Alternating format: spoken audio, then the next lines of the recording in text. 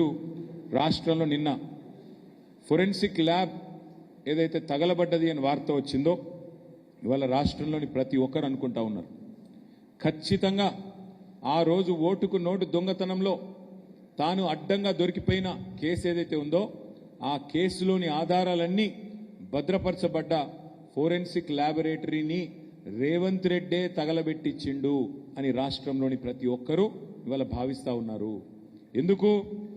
ఎందుకంటే ఒక నేరస్తుడే ఇవాళ ముఖ్యమంత్రి అయినాడు. మరి ఆ నేరస్తుడు సహజంగా ఆయననే హోంమంత్రి. ఆ హోంమంత్రి కిందనే ఉండేది పోలీసు వాళ్ళు. ఈ ఫోరెన్సిక్ ల్యాబ్ ఇవన్నీ కూడా ఆయన కిందకే వస్తాయి.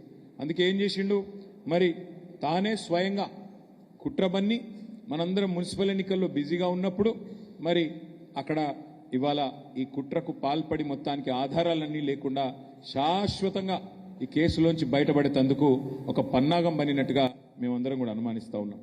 నిన్న జరిగింది ప్రమాదం కాదు, నిన్న జరిగింది అగ్ని ప్రమాదం కానే కాదు, అనుకోకుండా జరిగింది అంతకంటే కాదు, ప్రకృతి వైపరీత్యం కాదు.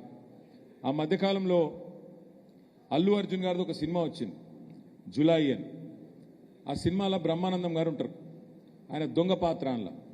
ఆయనకు ఒక డైలాగ్ ఉంటుంది, ఏమంటే బ్రహ్మానందం గారు అలా దొంగతనం చేస్తాడు కానీ 10 నిమిషాలనే దొరికిపోతాడు. రేవంత్ రెడ్డి కూడా అంతే, ఈయన కూడా దొంగనే కానీ 10 నిమిషాల్లో దొరికిపోతాడు.